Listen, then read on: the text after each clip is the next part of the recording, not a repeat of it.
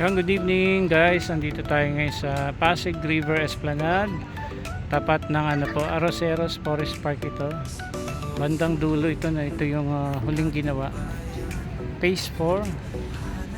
Siguro mga 2 months pa lang itong nabubuksan itong area na ito, kung saan tapat nga lang po ito ng Arroceros Forest Park. Napakaganda po dyan, no? Bukas na yung mga kapis lights. Ayan, pwede pa rin kayong pumasok dyan. Pwede rin dito mag-exit, meron ding mga comfort rooms na maayos po natin magagamit. Ito yung Quezon Bridge. Okay, napakaganda talaga pagka sa gabi pumunta rito, dahil bukas na lahat itong mga nagagandahang lamppost dito sa area. So samahan niyo po ako, lakad-lakad tayo. So ito yung tulay ng Quezon Bridge. Yan na dati rin pong tinirhan ng mga informal settlers. Yan po sa ilalim ng tulay na ngayon ay isa na magandang pasyalan. Malapit din nga po pala ito sa LRT Central Terminal Station. Pwede tayo mag-exit dyan. So yung LRT dyan, Central Terminal, labas lang po ng pinto, ng gate, tapos kaliwa. Mababaybay nyo na po yung Central Terminal Station po dyan. Maliwanag naman itong itong Quezon Bridge.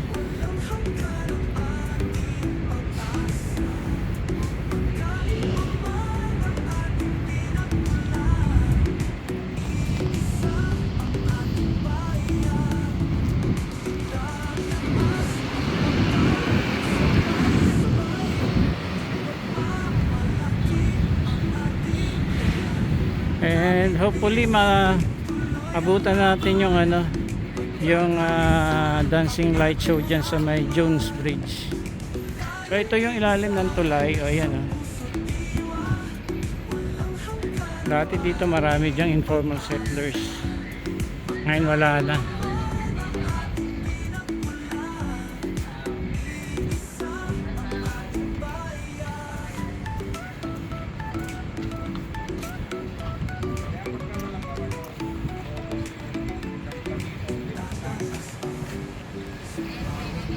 Ganda ng building na yun, may ilaw dun sa itaas.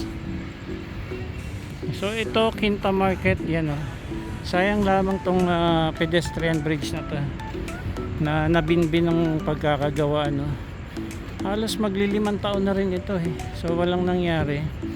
Na-stop na siya sa ganyang itsura. Ayan, sayang, sana makakatawid tayo din ng mas madali sa Quinta Market. Bagay pwede naman dito sa Quezon Bridge, kaya lang medyo malayo saka taas din yung hagdan dyan. And dito naman po itong establishment dito, yung Lawton Pasig River Ferry Station. Malapit na rin ito mag-operate. And may nakikita na po tayo nag-aayos-ayos dyan, naglilinis-linis. And pero magkakaroon dito ng hagdan. Ayan. So ito yung pinaka-entrada nitong station. And once again, ito yung area. Punta tayo dito na kung saan marami pong nanirahang informal settler dito. Grabe. So may 63 families po na i-relocate po sa Naicabite. Tapos ito part pa rin po ito ng Plaza MacArthur. Yung gilid niya na yung bus station papuntang Calamba, Laguna.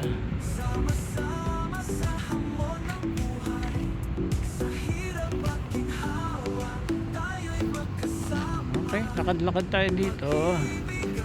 Napaka-presko ng hangin.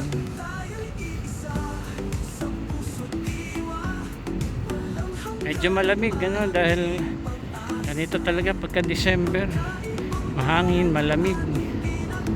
Okay lang sana yung ganito, presko lang sa pakiramdam. Wag lamang yung talagang nag-uulan-ulan.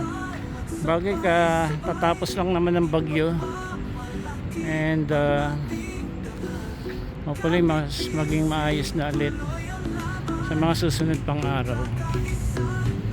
And hindi pa rin naman tapos yung mga ginagawa din dito. May mga ilan-ilang inaayos pa rin. Ito magiging parte ito ng Plaza MacArthur. Itong area na ito. Ayan dito tayo sa may TIAT University. Ito yan. Ganda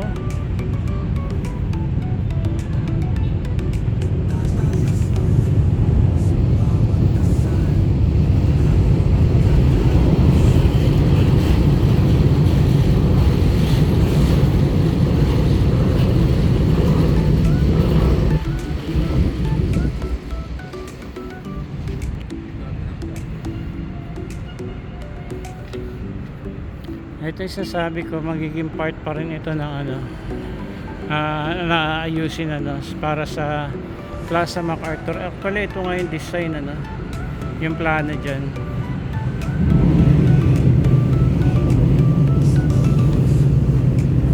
Yung maingay na po yun yung LRT, yung train.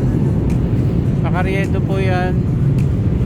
Dito naman papuntang Central Terminal Station. Ito naman yung tulay ng MacArthur Bridge. Yung ilog, bagamat gabi na natin ito nakukunan. So wala namang ganong mga basura. Ayan. Sanda, wala din naman tayong naamoy na mabaho. So presko naman. Mahangin ngayon at walang masangsang na amoy. Ayan. Ito ilalim ng tulay ng MacArthur Bridge.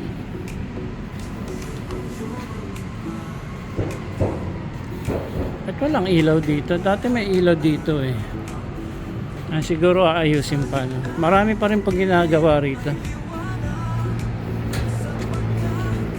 Ito dito na po tayo sa likurang bahagi ng Manila Post Office.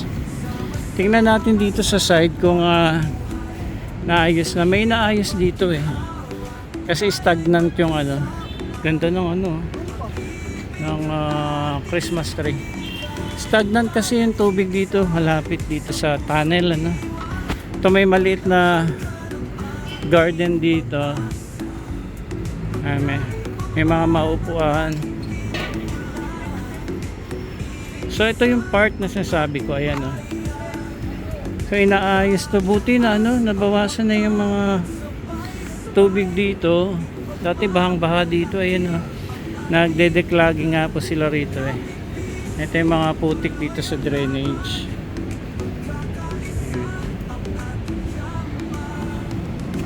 Pagka ayusin natin.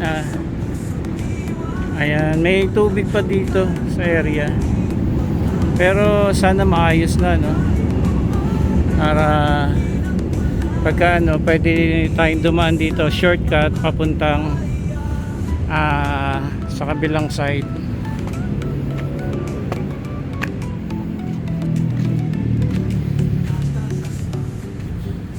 Ayan, nagde-declogging dyan So makikita nyo may mga bukas tong drainage at may mga putik na nakuha. Ayan, hanggang doon. So nilinis nila kaya pala medyo nabawasan yung tubig dito. Dati bahamba rito hanggang dito. And hopefully maayos pa lalo para yun yung madaanan na mapakinabangan na yung tunnel.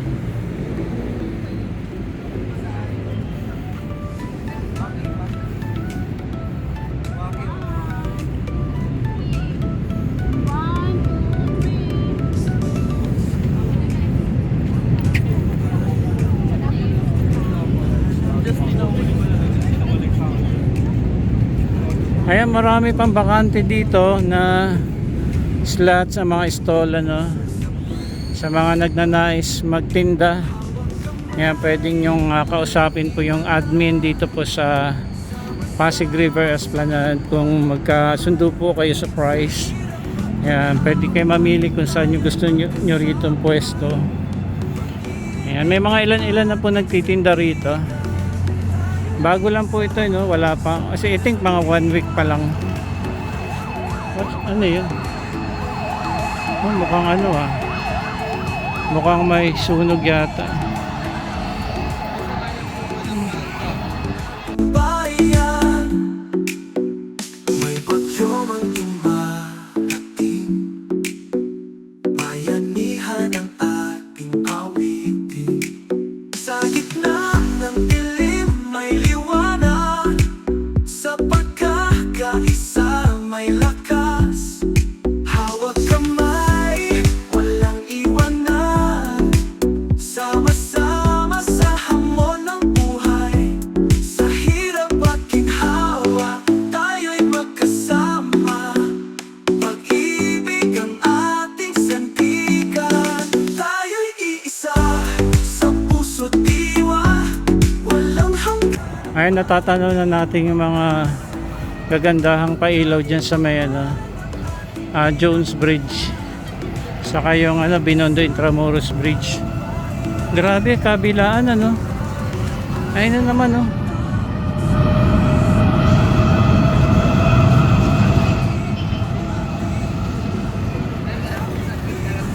By the way, dire-diretso lang tayo sa paglalakad natin dito.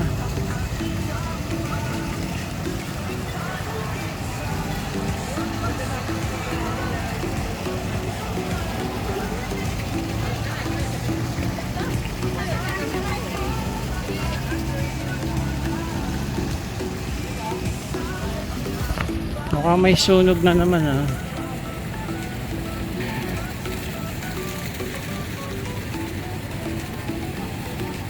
Ayan, isa sa magandang spot na view dito po sa area na likod ng post office, tapos in front of Jones Bridge. Ganda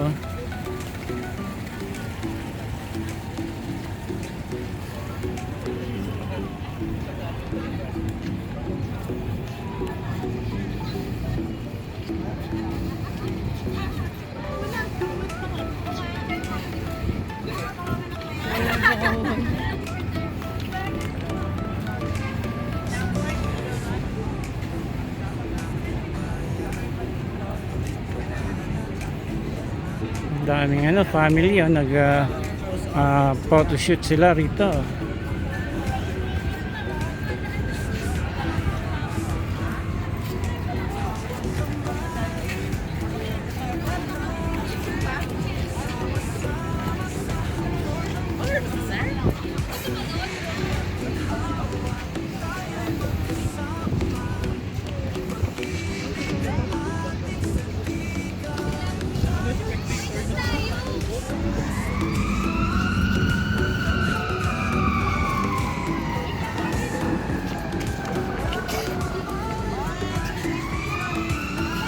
Okay, lakad-lakad pa tayo.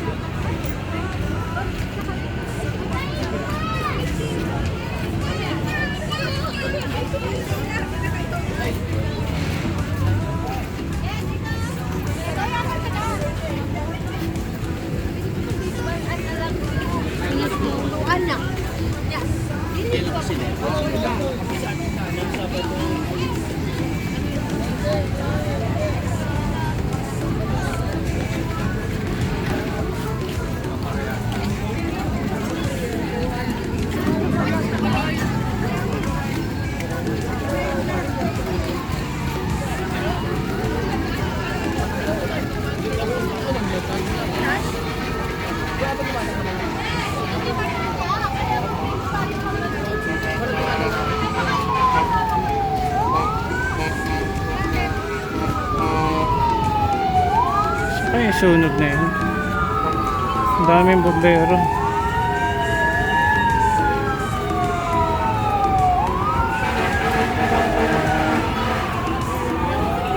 Ah, binuksan na yan, ah. Misting, ah. Ay, gagi mo pa ako sa atakan. Kapit na tayo. Gusto mo ba yan? Ano kaya gawin yan? Okay lang, Ben. Ay, lamig. Ay, lamig ka. Ay, sa Santa Claus. Kaya nagbukas na yung yung tugtog pala ulit dito sa sa Jones Bridge.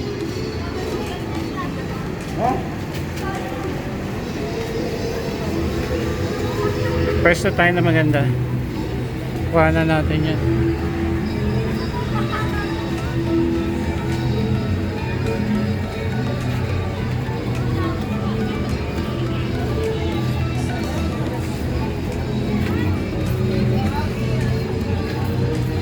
So mahaba pa ito, hanggang doon pa ito papuntang Port Santiago.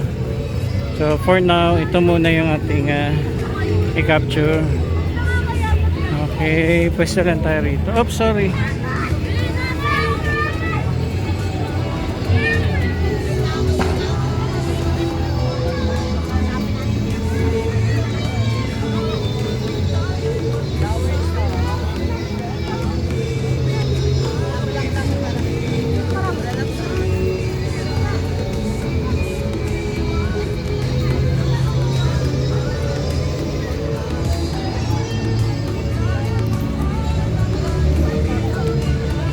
Okay, maraming salamat. God bless po. Ingat po tayo.